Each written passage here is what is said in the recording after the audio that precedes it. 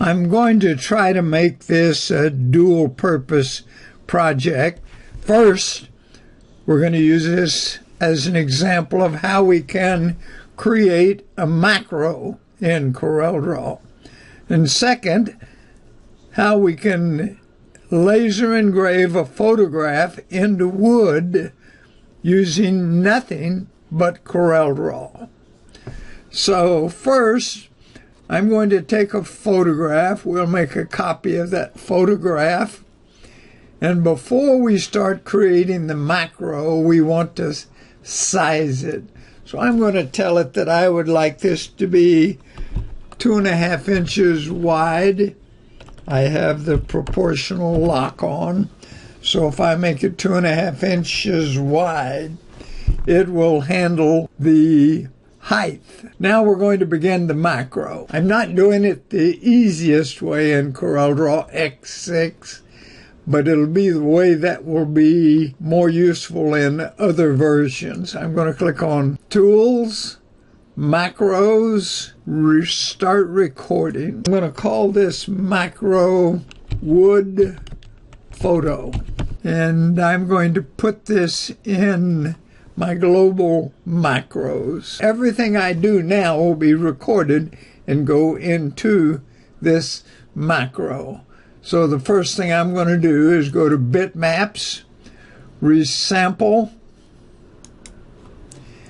and I'm going to leave the size where it is, but I'm going to make it 600 dpi because that's what I normally engrave photographs into wood with an epilogue laser engraver.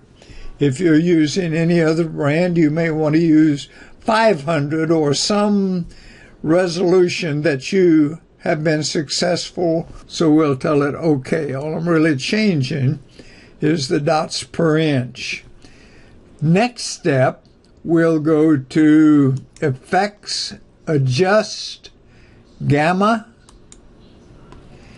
I'm going to tell it I want that to be 3.5 and OK that. Next, we're going to go to Bitmaps, Sharpen the Unsharp mask first, and I want this to be a percentage of 500, a radius of 20, threshold of 6. Then we'll go back to Bitmaps, Sharpen, and Sharpen instead of Unsharpen. Here we want 100%, 70%, and we want preserve colors, check. Next we'll go to Bitmaps and Mode, black and white, halftone, 100%, can't really change that. We want lines, we want 0, 100 lines per inch. Looks awful there, but that's what we expected. That should laser engrave very well. So now we're going to stop recording the macro. Tools, Macros, and Stop Recording. So what we just did is create a macro called Wood Photo. Let's see if it works. Let's just drag it off to the side. We'll take that same photograph, make a copy of it. We need to resize the photograph. We'll tell it exactly the same thing so we can confirm that our macro is working.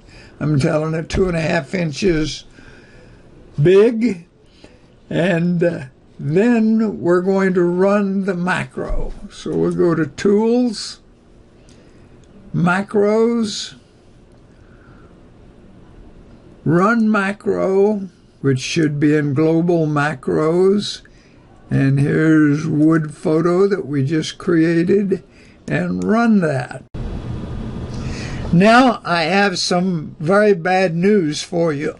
I hope everyone watching this video will start thinking of all the things you could record and save, going back to your notes and just seeing just exactly what values you keyed in. Those can all be memorized in a logo. But the bad news is most macros will require a little bit of editing before they can be really useful. Let me explain that this macro would work fine if the size were the same on all of your photographs. But of course that never happens. Let's see if I can illustrate. I'm going to click on our wood photo, the macro we just recorded, and tell it to edit it. And to eliminate that problem I just mentioned, I'm going to go in and delete these two values. I won't explain that now, but everything else is exactly the same. I'm going to put a memo in here. If you put anything with a single quote mark in there, then that will be regarded as a comment, not really part of your code. So I'm going to put modified by Roy Brewer to remove dimension. This doesn't have to be done, but to make this a universal macro that we could use on any photograph going to any laser engraver, we do need to remove those two values so it doesn't resize those based on the photograph. So now we can shut down the editor, and let's go one step further. Let's really turn this into a little bit of a project. We're going to delete a few of these items. We only need one of these. And let's turn that the other direction. Maybe put this up at the top, put in some text, as basic as it might be. We'll put that in the center of the page. P, grab the X in the middle of it, holding the control key down, drag it straight down. And there's our finished plaque, let's say. And we're going to print this to be sure everybody's on the same page about how we would go about this. Instead of the brother, I want to go to a laser engraver. We'll go to preferences and tell it 4 inches by 6 inches. There's a good chance that I would want to do this in Jarvis, just to smooth that out a little bit. I like to go from the bottom up. Speed of 70. And when I click OK, that should give me a pretty good picture of what we're going to get. If we click print now, that will be sent to your laser engraver. Project complete.